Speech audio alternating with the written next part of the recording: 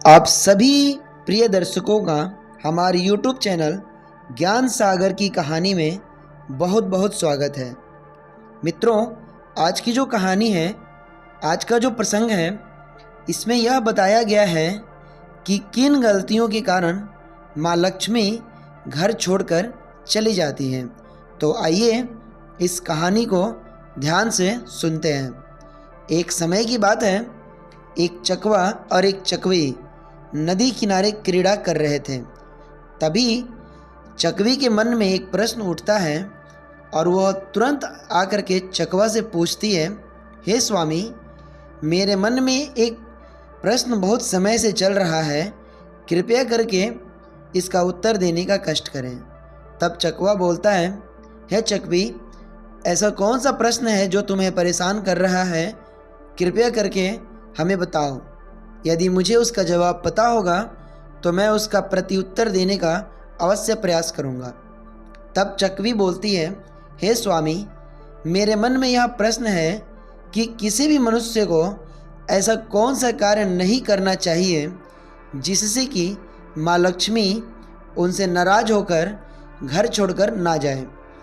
यह प्रश्न सुनकर चकवा सोच में पड़ जाता है और कुछ समय सोचने के बाद चकवी से बोलता है, हे प्रिय, इस सवाल का जवाब मैं तुम्हें एक कहानी के माध्यम से दूंगा, अतः तुम इस कहानी को पूरा और ध्यान से सुनना, जिससे तुम्हें भी यह ज्ञात हो जाएगा कि मनुष्य को ऐसी कौन सी 4 चीज़ें हैं जो किसी और को कभी भी नहीं देना चाहिए, वरना माँ लक्ष्मी नाराज होकर हमेशा के लिए घर छोड़कर चली जाती हैं। इतना कहकर चकवा कहानी कहना शुरू करता है। अतः आप सभी दर्शकों से निवेदन है कि इस कहानी को पूरा और ध्यान से सुनें, ताकि आप भी यह गलती ना करें और माँ लक्ष्मी की कृपा सदा आप पर बनी रहे। बहुत समय पहले की बात है, किसी गांव में एक सुलक्षणा नाम की स्त्री रहा करती थी। वह बहुत ही सुंदर, सुशील और नेक स्वभाव की महिला थी। वह हमेशा दूसरों की मदद किया करती और कोई भी साधु संत उसके दरवाजे से कभी भी खाली हाथ वापस नहीं जाता था। जब भी कोई कुछ भी उससे मांगता, वह मना नहीं करती। वह हमेशा नित्य धर्म से नहा धोकर भगवान का पूजा पाठ करके ही रसोई बनाती और भगवान विष्णु को अर्पित करके ही वह प्रसाद ग्रहण करती थी। उसके इस गुण की चर्चा पूरे गांव में थी। सभी लोग उसकी तारीफ किया करते। उसके इसी गुण से उसके पति को रोजगार में भी दिन दुगनी रात चौगनी तरक्की हो रही थी। घर के सभी लोग बहुत खुशहाल थे और घर में हमेशा धन धान्य भरा रहता था। एक समय की बात है, सुलक्षणा के घर उसकी पड़ोसन आती है। पड़ोसन को देखकर सुलक्षणा बोलती है, हे बहन, आज तुम अचानक मेरे घर, कहो कैसे आना हुआ और मैं तुम्हारी किस प्रकार सहायता कर सकती हूँ। सुलक्षणा की यह बात सुनकर उसकी पड़ोसन बोलती है, हे बहन, आज मेरे घर कुछ मेहमान आए हुए हैं, उनके लिए मुझे रसोई तैयार करनी है, परंतु मेरे रसोई घर में मेरा चकला और बेलन नहीं मिल रहा। यदि तुम अपने घर का चकला बेलन मुझे थोड़े समय के लिए दे दो तो मैं तुरंत उस पर रसोई का कार्य समाप्त करके उसे वापस कर दूंगी। पड़ोसन की बात सुनकर सुलक्षणा तुरंत बोलती है, बस इतनी सी बात, और वह तुरंत अपने रसोई में जाकर चकला बेलन लाकर उसे अपने पड़ोसन को दे देती है। वह पड़ोसन उसका धन्यवाद करके वहाँ से चकला बेलन लेकर चली जाती है और सुलक्षणा अपने घरेलू कार्य में व्यस्त हो जाती है। उसके थोड़े ही समय बाद सुलक्षणा की दूसरी पड़ोसन आती है और सुलक्षणा से कहती है, हे बहन, मैंने हमेशा तुम्हारी तारीफ सुनी है कि तुम हमेशा दूसरों की मदद करती हो। मुझे भी तुम्हारी मदद की आवश्यकता है। इस पर सुलक्षणा कहती है, कहो बहन, मैं क्या तुम्हारी मदद कर सकती हूँ। इस पर वह पड़ोसन बोलती है, हे सुलक्षणा बहन, मेरे घर कुछ मेहमान आने वाले हैं जो मेरी बेटी को देखने आने वाले हैं और उसके लिए मेरे पास कोई अच्छा सा गहना भी नहीं है। यदि तुम थोड़े समय के लिए अपना गहना मुझे दे दो तो मैं अपनी बेटी को दिखाने के पश्चात उन्हें तुरंत वापस कर दूंगी। इस पर सुलक्षणा बोलती है, हे बहन, इसमें क्या चिंता करना, मैं अभी अपने सारे आभूषण तुम्हें ला कर देती हूँ। तुम अपनी बिटिया को अच्छे से सजाकर धजाकर दिखाना। और सुलक्षणा तुरंत अपने सभी जेवर लाकर उस पड़ोसन को दे देती है। वह पड़ोसन उसका धन्यवाद बोलते हुए तुरंत वहाँ से चली जाती है। उसके जाने के थोड़े ही समय बाद उसकी एक तीसरी पड़ोसन आती है, जिसको देखते ही सुलक्षणा कहती है, कहो बहन, कैसे आना हुआ। तब वह पड़ोसन कहती है, सुलक्षणा बहन, देखो ना, शाम हो गई है और मुझे अपने घर में झाड़ू लगाना है, मगर मेरा झाड़ू घर में कहीं खो गया है। इसलिए अगर थोड़े समय के लिए अपना झाड़ू दोगी तो बहुत मेहरबानी होगी। मैं तुरंत ही घर की सफाई करके तुम्हें झाड़ू लौटा दूंगी। इतना सुनते ही सुलक्षणा कहती है, बस इतनी सी बात, मैं तुम्हें अभी अपने घर का झाड़ू लेकर के देती हूँ। और फिर सुलक्षणा झाड़ू लेने अंदर चली गई। थोड़ी देर के बाद सुलक्षणा ने झाड़ू उस पड़ोसन को लाकर दे दिए। वह पड़ोसन भी झाड़ू लेकर खुशी खुशी चली गई। उसके जाने के बाद उसकी चौथी पड़ोसन सुलक्षणा के घर आई और आते ही सुलक्षणा से बोली, हे बहन, आज मेरे घर दूध आया ही नहीं है और मेरा बच्चा काफ़ी भूखा है। यदि तुम्हारे घर थोड़ा सा दूध हो तो मुझे दे दो, बहुत मेहरबानी होगी। इतना सुनकर सुलक्षणा बहुत भावुक हो गई और तुरंत किचन से थोड़ा सा दूध लाकर उस पड़ोसन को दे दिया और अपने घर के कामों में लग गई। रात के समय जब सुलक्षणा का पति घर आया तो दोनों ने मिलकर रात्रि का भोजन किया और सोने चले गए। सुबह जब उनकी नींद खुली तो सुलक्षणा के घर किसी ने आकर उसकी पति को बताया कि उसकी दुकान को रात्रि में चोरों ने चोरी कर ली है और सभी सामान और नकदी गायब है।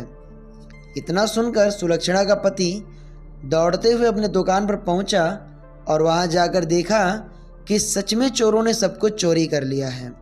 वह काफ़ी निराश हो गया और उदास मन से अपने घर वापस आ गया। जब सुलक्षणा ने अपने पति को उदास देखा तो उसको समझाया, आप चिंता न कीजिए, अभी भी हमारे पास घर के तिजोरी में बहुत सारा धन रखा हुआ है, आप उससे अपने व्यापार को पुनः शुरू कर सकते हैं। इतना सुनकर सुलक्षणा के पति के चेहरे पर एक उम्मीद नजर आई और वे दोनों जल्दी से उस घर में रखी तिजोरी के पास पहुंच जाते हैं। मगर वहां पहुंचकर देखते हैं कि वहां उस तिजोरी पहले से ही खुला हुआ है और उसमें का सारा धन भी गायब है। यह देखकर सुलक्षणा का पति सुलक्षणा पर आग बबूला हो जाता है और उसे भला बुरा बोलने लगता है। वह सुलक्षणा को बोलता है, यह सब तुम्हारे वजह से हुआ है, तुम ही सभी को अपने घर में बुलाती हो और यह सब दिखाती हो, इसी कारण आज हमारी यह दशा हुई है। इतना सब देख सुनकर सुलक्षणा भी उदास हो जाती है। तभी उसे याद आता है कि उसने कुछ गहने और कपड़े अपने पड़ोसन को दिए हैं। वह तुरंत अपने पड़ोसन के घर पहुंच जाती है, वह कपड़ा और गहना लेने के लिए, परंतु वहां पहुंचकर देखती है कि वह पड़ोसन भी सभी आभूषण और वस्त्र लेकर भाग गई थी और घर पर ताला लगा हुआ था।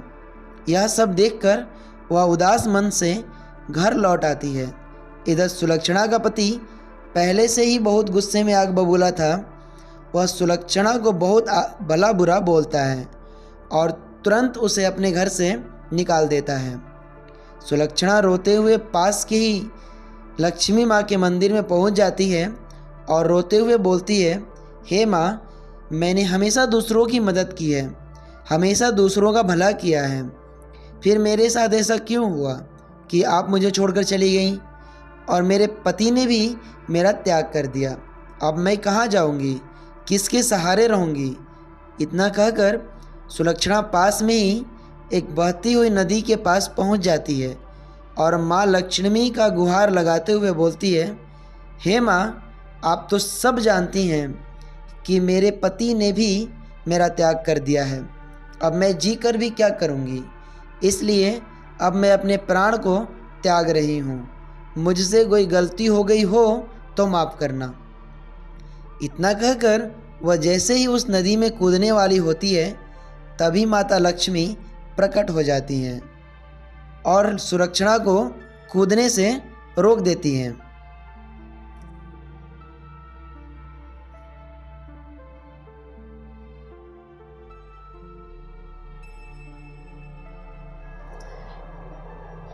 माँ लक्ष्मी को सामने पाकर सुलक्षणा बहुत प्रसन्न होती है, परंतु पुनः रोते हुए बोलती है, हे माँ, आप मुझे छोड़कर क्यों चली गईं? क्या गलती किया मैंने जो आप मुझे छोड़कर चली गईं? तब माता लक्ष्मी कहती हैं, हे पुत्री, निश्चित रूप से तुमने ही गलती किया है, जिस कारण मुझे तुम्हारा घर छोड़कर जाना पड़ा। पुत्री, सबसे पहले तो तुमने अपने घर का चकला बेलन अपनी पड़ोसन को दिया, जो कि कभी भी किसी को नहीं देना चाहिए। उससे भगवान विष्णु का प्रसाद बनता है। दूसरी गलती, तुमने अपनी पड़ोसन को वस्त्र और आभूषण दिए, जो किसी को भी नहीं देना चाहिए, उसमें भी मेरा वास होता है। तीसरी गलती तुमने यह की कि तुमने झाड़ू दिया, जो कि कभी भी किसी को भी नहीं देना चाहिए, इसमें भी मेरा वास होता है और इससे घर की सफाई होती है। झाड़ू को हमेशा घर में छुपा कर रखना चाहिए। चौथी गलती जो तुमने की वह यह कि तुमने शाम के समय में सफ़ेद वस्तु का दान किया, जो कि शाम के समय कभी भी सफ़ेद वस्तु का दान नहीं करना चाहिए। इन्हीं सभी गलतियों के कारण मैंने तुम्हारा घर छोड़ दिया और चली गई। इतना सब सुनकर सुलक्षणा बहुत रोने लगी और प्रायश्चित करने का मौका मांगने लगी। यह सब देखकर माँ लक्ष्मी बहुत प्रसन्न हुई और सुलक्षणा से बोली, हे पुत्री, मैंने तुम्हें माफ़ किया, तुम घर जाओ, मैं तुम्हारे घर आ रही हूँ। इतना बोलकर माँ लक्ष्मी अंतर्ध्यान हो गई। तब सुलक्षणा भी अपनी घर की तरफ जाने लगी। उधर सुलक्षणा का पति भी सुलक्षणा को ढूंढते ढूंढते उधर ही आ रहा था। उसने सुलक्षणा से मिलकर बताया कि जिन लोगों ने चोरी की थी वह सभी सारा धन वापस कर गए हैं और वे सभी तुम्हारा नाम लेकर माफ़ी भी मांग रहे थे। अतः अब सब कुछ ठीक हो गया है, तुम घर चलो। अब सुलक्षणा भी खुशी खुशी घर की तरफ चल दी और सभी लोग खुशी खुशी रहने लगे। अतः मैं आप सभी दर्शकों से निवेदन करता हूँ कि यदि आप सभी को यह कहानी पसंद आई हो तो कमेंट बॉक्स में जय माँ लक्ष्मी ज़रूर लिखें और चैनल को ज़रूर सब्सक्राइब करें। माँ लक्ष्मी की कृपा सदैव आप पर बनी रहे। मिलते हैं किसी और ज्ञानवर्धक कहानी के साथ। तब तक के लिए आप सभी का बहुत बहुत धन्यवाद। नमस्कार।